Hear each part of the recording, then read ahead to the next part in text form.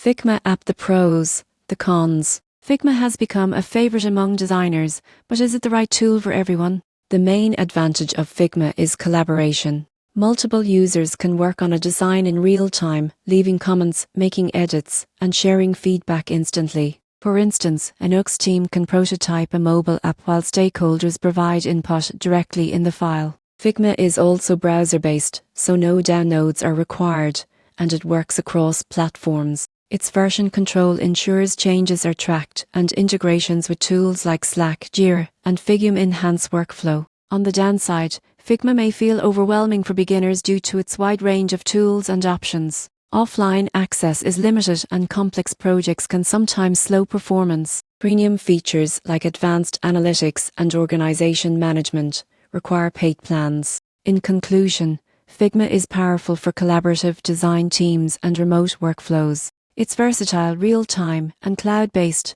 but beginners may need a learning curve, and heavy users might require premium plans.